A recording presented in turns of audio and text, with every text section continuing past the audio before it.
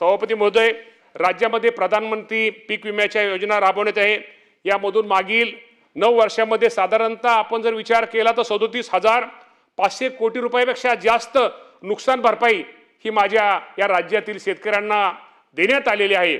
पीक विमा योजना राबवताना मागील येणाऱ्या अडचणी लक्षात घेता काही गोष्टी मागच्या काही काळामध्ये घडल्या गेल्या, त्यामुळे शेतकऱ्यांच्या हितासाठी उत्पादनावर आधारित सुधारित पीक विमा योजना राबवण्याचा निर्णय या राज्याचे मुख्यमंत्री देवेंद्र फडणवीस साहेब असतील, एकनाथ शिंदे साहेब असतील, दिवंगत उपमुख्यमंत्री अजितदादा पवार साहेब असतील आणि त्यावेळेस त्यांनी त्यांच्या मार्गदर्शनापूर्वी घेण्यात आला आणि खरीप हंगाम 2025-26 साठी राज्यावर आपल्या राज्यात उत्पादनावर आधारित सुधारित पीक विमा योजना राबवण्यात येत असून त्या अनुषंगाने नुकसान भरपाई निश्चित करण्याची कारवाई ही प्रगती पथावरती आहे।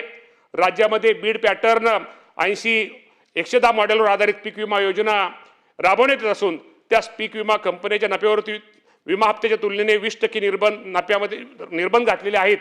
त्यामुळे विमा कंपन्या अवाजवी नफा मिळवू शकणार नाहीत। तसेच पूर या अतिवृष्टीमुळे भात पिकाचे क्षेत्र जलमय होऊन नुकसान झाल्यास त्यास स्थानिक नैसर्गिक आपत्ती नुकसान भरपाई देण्याची तरतूद यापूर्वी प्रधानमंत्री पीक योजनेमध्ये नव्हती, परंतु आपल्या सर्वांना सांगा हरकत नाही की या देशाचे पंतप्रधान मोदी साहेब यांच्या नेतृत्वाखाली केंद्र शासनाने नुकताच 18/11/2025 रोजी पत्रान्वये सदर बाबी स्थानिक नैसर्गिक आपत्ती अंतर्गत नुकसान भरपाई देण्याचा निर्णय हा केंद्र सरकारने घेतलेला आहे आणि त्या अनुषंगाने केंद्र शासनाकडून सविस्तर मार्गदर्शन सूचना प्राप्त झाल्यानंतर त्यानुसार पुढील बाबतीमध्ये कारवाई ही निश्चित प्रकारे करण्यात येईल। त्याचप्रमाणे नैसर्गिक आपत्तीच्या बाबतीमध्ये आपल्या सर्वांना माहिती आहे की या राज्यामध्ये खूप मोठं नुकसान हे गेल्या वर्षी आधी पाऊस जादा झाल्यामुळे झालं। अतिवृष्टी अनेक भागामध्ये अनेक ठिकाणी झाली। जर विचार केला तर या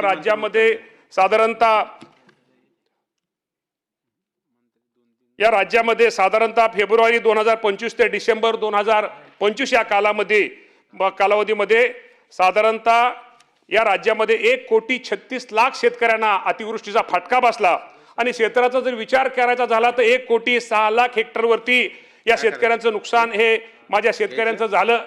यामध्ये जमीन वाहून गेली, जमिनीची माती वाहून गेली, आमच्या शेतीमध्ये असणारे पंप त्या पंपाचं मोठं नुकसान झालं, MSCBच्या तारा वीज त्याचं नुकसान झालं। त्यामुळे राज्यामध्ये खूप मोठा शेतकरी ह्या शेतकऱ्याला कुठेतरी उभा केलं पाहिजे, या शेतकऱ्याला कुठेतरी त्याला पाठिंबा दिला पाहिजे। या दृष्टिकोनातून या राज्याचे मुख्यमंत्री देवेंद्र फडणवीस साहेब असतील, एकनाथजी शिंदे साहेब असतील, त्यावेळेसचे उपमुख्यमंत्री दिवंगत अजितदादा पवार साहेबांचं नाव हे निश्चित प्रकारे घेतलं पाहिजे।